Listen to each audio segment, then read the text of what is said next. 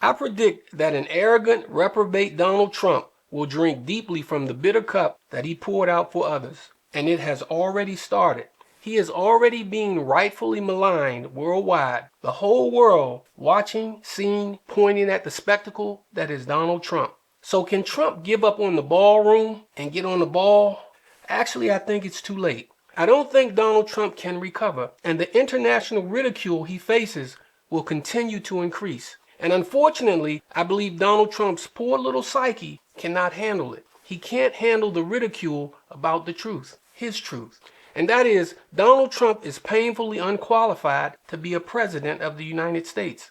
He doesn't have what it takes, and it's just becoming more and more obvious and embarrassing for both Donald Trump and America. And the funny part about it is, for the most part, you don't have to have what it takes to be president and still be a successful president. The office of the presidency of the United States of America affords you the best advisors in the world. All you have to do is humble yourself and listen intently.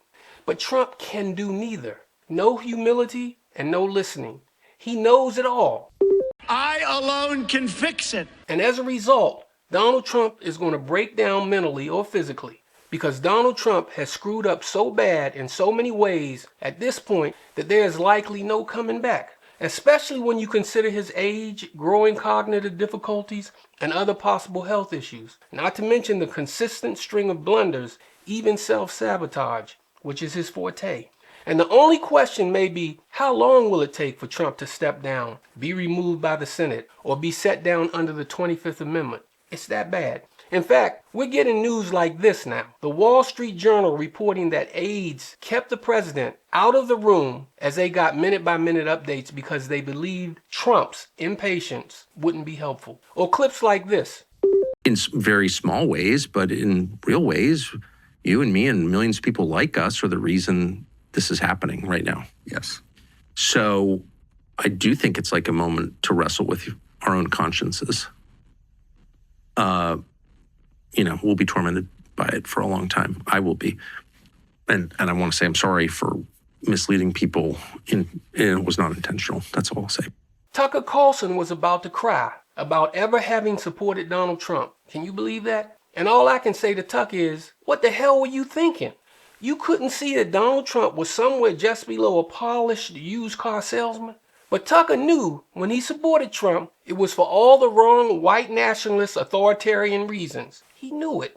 These are the people who have Trump derangement syndrome, not us. And when they say, I have Trump derangement syndrome, I just tell them, yep. And the only cure is impeachment and removal. But the point here is that Trump has become a world spectacle who is presently under a microscope. And he is now being seen up close as the hideous person he actually is.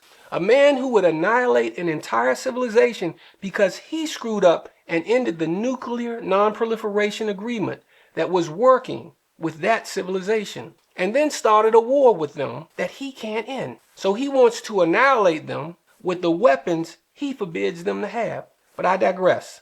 Donald Trump can't stand to be seen as a loser. It's his biggest fear. And the whole world is watching him lose. Lose against Iran, lose on tariffs, lose on the American economy, lose on the Epstein files, his support from Americans and world nations. Please subscribe, like, comment, and hit the bell. Thank you.